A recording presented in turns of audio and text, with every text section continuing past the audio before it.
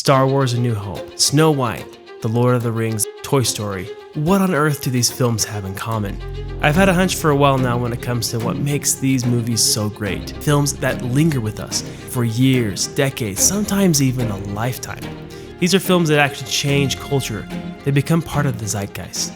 In this video, I wanted to focus in and shine a light on several films that I hold to be the top of my lifetime. The big three movies are Star Wars, Toy Story, and The Lord of the Rings. And kind of a bonus film would be Snow White and the Seven Dwarfs. Is there really something that could be replicated? Like a process in the creation of these films that made them so much better than all others? Or could it just simply be chalked off as catching lightning in a bottle? Maybe it's just my own nostalgia.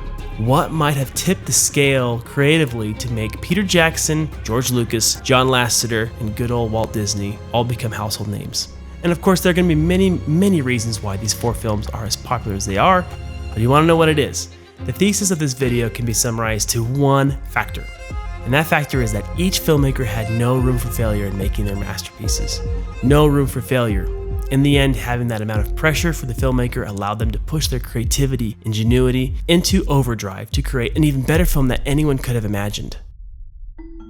This first point seems obvious, but it's actually the most important part of any widespread film that has commercial success. Now, not just the box office, I'm talking about merchandise, sequels, reboots, theme park rides, you get it. And that doesn't happen unless we love the characters, the world, and of course the story. And for two of these films, the stories were actual original screenplays, meaning nothing came before them as source material to build up the worlds already. For Snow White, it was a rather short story to adapt and add to a near 90-minute feature film. And for The Lord of the Rings, Peter Jackson and co-writers Fran Walsh and Philippa Boyens had to condense nearly 1,360 pages of J.R.R. Tolkien's vast world to fit into 3 films. And that's typical feature length. We're not talking about the 4+ hours we know of today in the extended editions. For all of these films, there are characters that feel genuine, who we associate with and have true underdog stories, longing for a better life, wanting to change their world, or to simply survive in it and do what's right. All these films, but especially in the case for George Lucas' Star Wars, have strong elements based heavily off of the likes of Joseph Campbell's The Hero's Journey and ancient mythology. Things tried and true for thousands of years for these kinds of stories. And that means the plots are not that complex. They're simple, some might call them traditional in today's standards.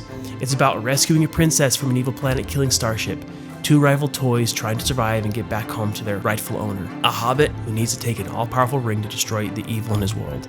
Simple, compelling, relatable. Each of the filmmakers behind these films were just as involved with pushing the boundaries with technology to help tell better stories. That was my first thought as well when comparing all 4 of these films.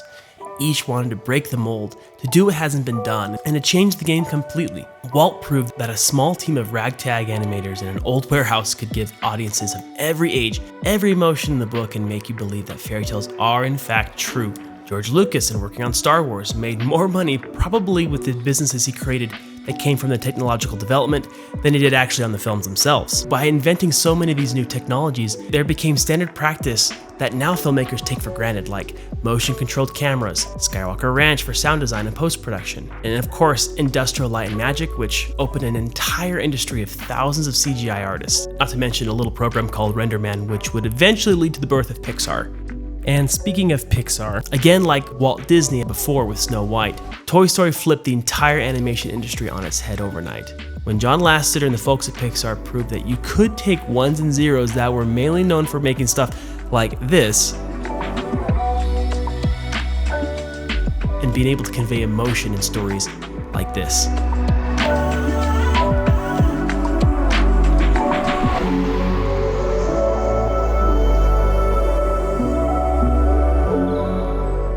With The Lord of the Rings, they had the first series of motion capture characters, like Gollum. We had massive crowd simulations using AI, which was unlike anything before its time. And then things they did in previs, like scan environments, which would eventually lead to the volume that we see today. Many times they were told, it can't be done. It's not possible. When these individuals hit a roadblock, they were forced to innovate. And that comes back to the main point, that each filmmaker had absolutely no room for failure when creating these films. For starters, all of them had yet to prove themselves in the industry. George Lucas was a young kid who made an abstract student project, THX 1138, and the cult classic American Graffiti. which, although was a surprise success, didn't really give him enough clout to man the ship as was Star Wars. Peter Jackson, comedy horror films like Meet the Feebles and Dead Alive. Meet the Feebles! Meet the Feebles! Meet the Feebles. Not someone you would expect to make the epic trilogy that we know today. Definitely recommend going and looking it up.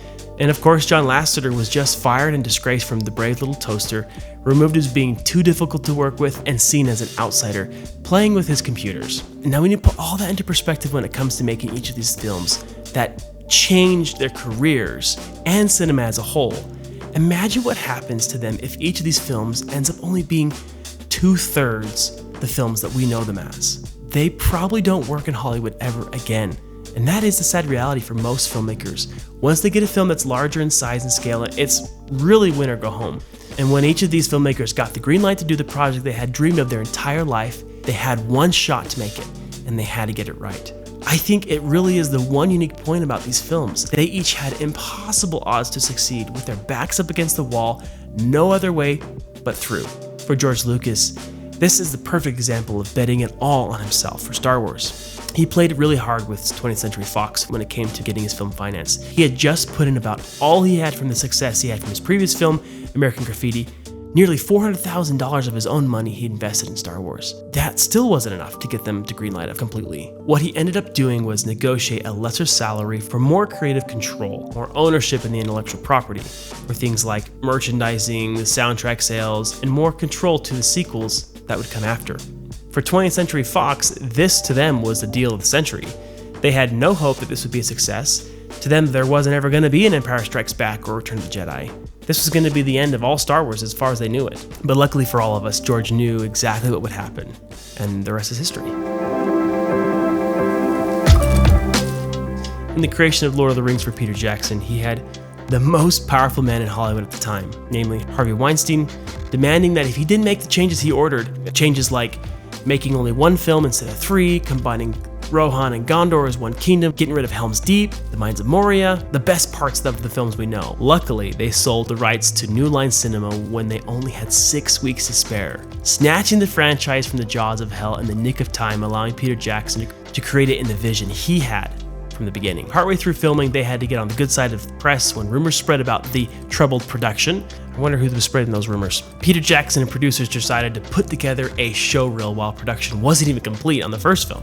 But they needed it. They needed to get support and get additional funding to finish the other 2 films. And it was put together with press and executives and people from the studios to go to the secluded theater at Cannes Film Festival. It wasn't really a fully strewn together story, but really they were able to kind of just show what they had done so far and what this film was going to be like.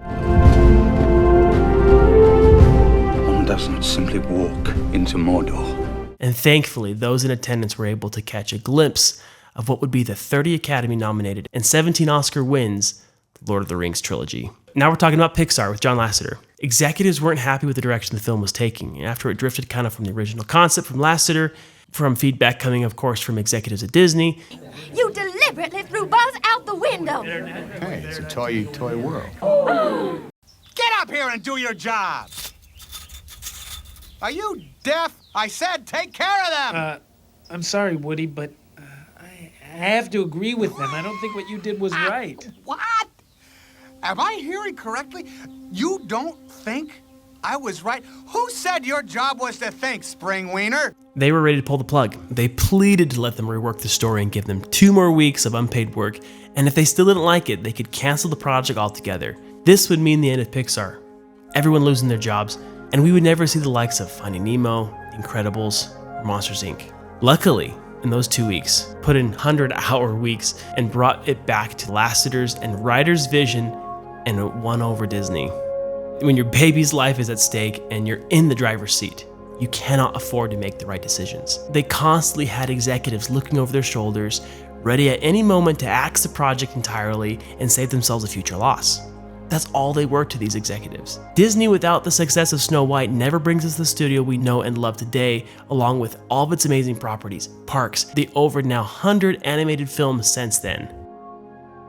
When you look at yourself in the mirror day after day during these harrowing board meetings, the request to stop and save themselves the failure, they would not take no for an answer. They had a vision and they knew if they could get their small, unqualified team of rebels to just get together and live to fight another day, they would be led eventually to the promised land and on the big screen. That takes guts. That takes sheer grit. And more importantly, that makes each filmmaker look deep into their own soul and question themselves and rely on their most trusted collaborators to be 100% sure that they got it right in the decisions large and small. Most would crumble under that pressure. And yet somehow, some way, they found a way to make a film that is truly great, that lives beyond the test of time. As any artist watching this might know, when you're put in a creative box with a defined set of limitations, that's when, for me at least, I find that my creativity accelerates. I think in that lies the secret. It is because of the restrictions they had that we have to thank. When we are required to use our ingenuity over our anticipated routes of work, it's the very purpose of creativity and artistry. It's the thrust that creates the lift for the airplane.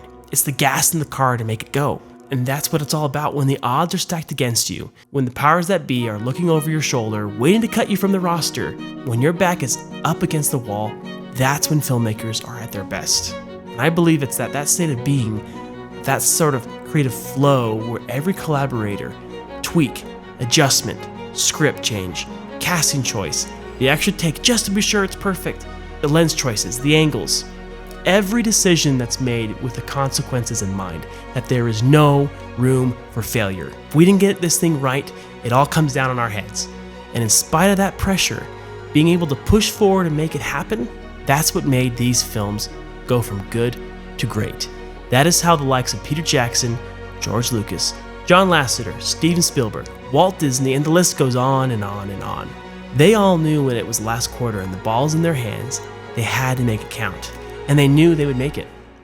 I'm sure there are many other films that had a similar story of creation. If you can think of any, please let me know, and I'd love to hear what stories you think have a very similar creation process that made them even better. Directors are the catalyst for many films having that extra touch that makes them become legendary. If you want to learn more about that, I recently created a video about what does a director do on set, what role do they have in making a film, and if you'd like, you can watch that film right here. Hope to see you there. Thanks for watching.